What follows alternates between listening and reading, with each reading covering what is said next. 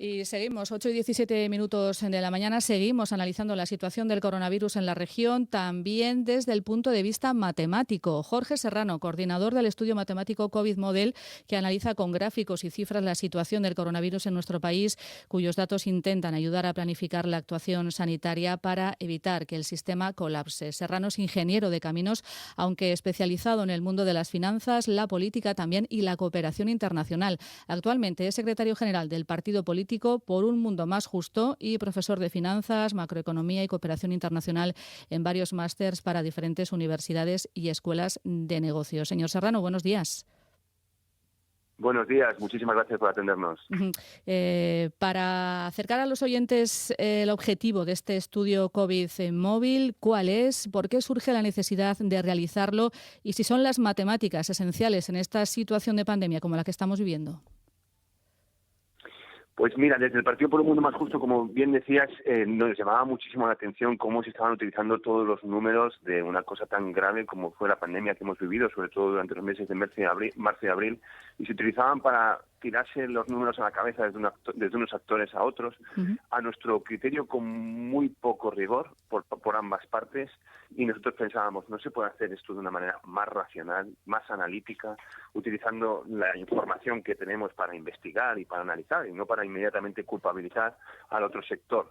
Y nos pusimos manos a la obra, empezamos a analizar desde el primer día todas las cifras que llegaban desde todas las fuentes, y nuestro objetivo al principio fue analizar cómo estaba afectando la saturación hospitalaria en cada una de las comunidades autónomas y cómo eso estaba incrementando la mortalidad en cada uno de los lugares, ¿no? Hicimos un informe que tuvo muchísimas repercusiones en los medios de comunicación en el mes de julio. Y ahora estamos continuando con el objeto de ayudar a planificar, como muy bien decías, de forma que, prediciendo qué es lo que va a ocurrir en el futuro, podamos tomar las mejores medidas de cara a salvaguardar la situación sanitaria. ¿Es complicado modelizar este virus, este coronavirus?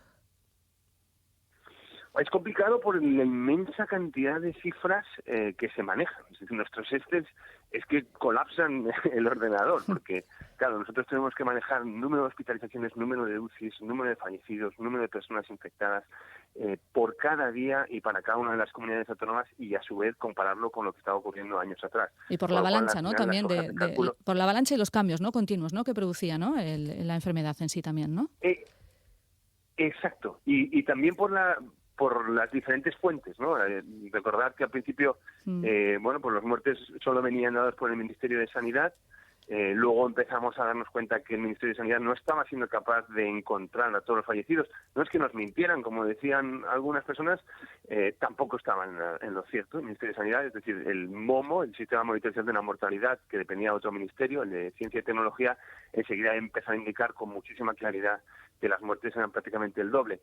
¿Por qué? Bueno, porque el Ministerio de Sanidad no estaba siendo capaz de encontrar a todas las personas que fallecían por causa del COVID, ¿no?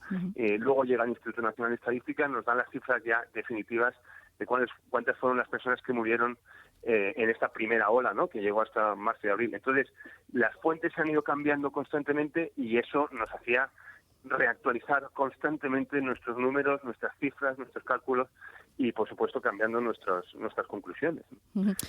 ¿Qué panorama tiene la región de Murcia? Pero, perdón. Sí, dígame. No, y por terminar la pregunta, sí. Que es difícil en ese sentido, pero por otro lado, es sencillo en el sentido de que el COVID se ha estado comportando de una manera matemática desde el primer momento, ¿no? Es decir, veíamos cómo con la propensión de contagio se sacaba prácticamente todo, ¿no? Es decir, la propensión de contagio era de media cuánta gente contagiaba una persona contagiada al resto. Luego, una vez que las personas se contagiaban con una cierta probabilidad y en función de su rango de edad desarrollaba síntomas o no, luego con una cierta probabilidad acababa en el hospital o no, y con una cierta probabilidad fallecía o no. Y esto ha sido algo matemático que obviamente para una persona individual nunca se puede determinar porque depende de muchísimos factores personales suyos, de salud personal suyo y de cómo es atendida, pero en los grandes números es impresionante y realmente increíble cómo al final eso se cumple, ¿no? Ujú. Perdón. Y No, le decía que nos entramos, si le quitamos parece ya en materia más cercana a la región de Murcia, porque el panorama que ustedes plantean en este modelo matemático, en este COVID model, la verdad es que no es nada positivo para la región de Murcia, sobre todo en cuanto a la cifra de fallecidos, que según dicen se va a disparar de aquí a 2 semanas. ¿Qué datos tienen? Pues efectivamente, la verdad que es una de las regiones que en este momento está en una situación más inestable. Y de todas formas, y por tranquilizar un poco, la verdad que cuando comparamos esta nueva ola de infecciones y de hospitalizaciones y de fallecidos, comparado con la primera ola, esta ola todavía es muy pequeña, ¿vale? Aún así, en la región de Murcia es la región donde la ola actual es, en términos relativos, más grande en comparación con la anterior, pero aún así más pequeña. Es decir, simplemente vamos a dar unas cifras para poner las cosas un poco en su sitio. En la primera ola, según el Instituto Nacional de Estadística, se llegaron a 280 fallecidos en la región de Murcia, y hoy en las últimas dos semanas han fallecido 3 personas en la región de Murcia, ¿vale? Según el Ministerio de Sanidad. Nosotros, ¿qué es lo que decimos? Nosotros lo que estamos es analizando constantemente cuántas personas están siendo infectadas cada día. Y vemos cómo existe un retraso de aproximadamente 20 días entre el momento de la infección y el fallecimiento, y con una relativa probabilidad que tenemos estudiada en base a los números. Por lo tanto, cuando vemos las personas que han sido infectadas hoy, podemos proyectar que dentro de 20 días van a fallecer un número proporcional de esa cifra. Y esto lo venimos comprobando día a día, y obviamente se va cumpliendo con una exactitud matemática realmente increíble. Entonces, podemos decir que esos fallecimientos que nosotros estamos previendo en los próximos 15 días, y que los ponemos en covidmodel.es, y podemos ver ahí todos los gráficos, tanto de fallecidos, de hospitalizados, de infectados, etcétera, pues esas muertes que predecimos realmente están de alguna manera sentenciadas, es decir, no dependen de las decisiones políticas que tomemos en cuanto a restricciones o en cuanto a confinamiento. Las medidas políticas que se tomen afectarán a los fallecimientos que se producirán más allá de 20 días, desde hoy. Entonces, esto yo creo que ayuda mucho a comprender cómo funciona esto y qué podemos cambiar y qué no podemos cambiar. ¿Y qué cifra es esa? En este momento nosotros estamos prediciendo, efectivamente, son en torno a 25 fallecimientos en los próximos 12 días. Es decir, estamos pasando de haber fallecido 3 personas en los últimos 12 días a que van a fallecer en torno a 3 personas diarias de media. Es decir, seguramente dentro de 12 días estemos en torno a 4 muertes, y va a ir increciendo, ¿no? 1, 2, 3, 4, y eso sumará en torno a 25 fallecidos en total. Señor Serrano, espero que el modelo se equivoque. Espero que el modelo se equivoque, de verdad. Pues la verdad que sí, yo también lo espero. Ojalá que sí. Ojalá que sí. Lo que han detectado ustedes... esto de todas maneras Sí, diga. Viene indicado por insistir en el número de personas infectadas. Es decir, si cualquiera de los oyentes revisa los informes que da el Ministerio de Sanidad sobre el número de personas que se están infectando en la región de Murcia cada día, se podrá observar con mucha claridad cómo el número de personas infectadas va incrementándose de una manera prácticamente exponencial, que hace que, obviamente, si hoy se están infectando muchos más que los que se estaban infectando hace 20 días, pues dentro de 20 días, lamentablemente, fallecerán más personas que las que fallecen hoy. Una cuestión más. ¿Están ustedes comprobando por las cifras que manejan y por los gráficos que ustedes están realizando que las medidas que están tomando las diferentes comunidades autónomas, entre ellas, por ejemplo, también la de aquí, la de Murcia, se están tomando tarde?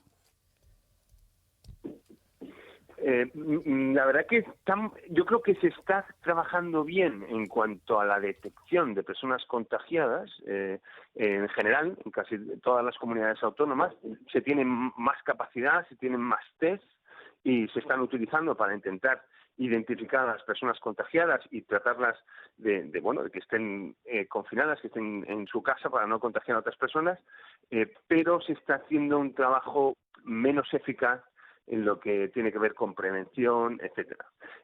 Una comunidad autónoma, por ejemplo, que sí que yo creo que es la primera batalla que ganamos en España contra el virus sin un número elevado de fallecimientos. Es el caso de Aragón. Durante el mes de julio, principios de agosto, la situación era muy inestable, con personas en una situación parecida a la que está viviendo la región de Murcia ahora, con personas infectadas incrementándose cada día, con personas falleciendo incrementándose cada día, y se consiguió controlar a base de conseguir encontrar a las personas que estaban infectadas, a veces tomando decisiones complicadas. Por ejemplo, se cerró Aranda de Duero, no se podían entrar ni salir, el pueblo de Aranda de Duero, y tomaron decisiones algunas difíciles, pero se ha conseguido ganar la batalla y las cifras han bajado drásticamente de personas infectadas, hospitalizadas y fallecidos. De todas maneras, en la región de Murcia, en cuanto a términos de hospitalizaciones, aunque va aumentándose, estamos todavía muy, muy lejos de llegar a un colapso, a una saturación. Es decir, el número de personas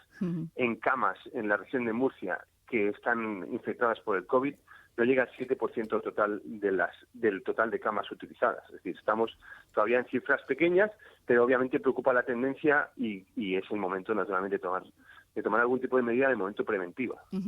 Bueno, pues señor Serrano, espero que esas cifras de mortalidad que ustedes reflejan, reitero, no se cumplan, por lo que nos puede tocar. Gracias, Jorge Serrano, coordinador de este estudio matemático COVID Model, que ustedes pueden echar un vistazo si quieren en la página web covidmodel.es. Gracias por atendernos esta mañana y bueno, pues acercar las matemáticas también, como no, al coronavirus y ver la relación que existe entre ambos. Gracias y hasta la próxima. Muchísimas gracias. Mucha suerte.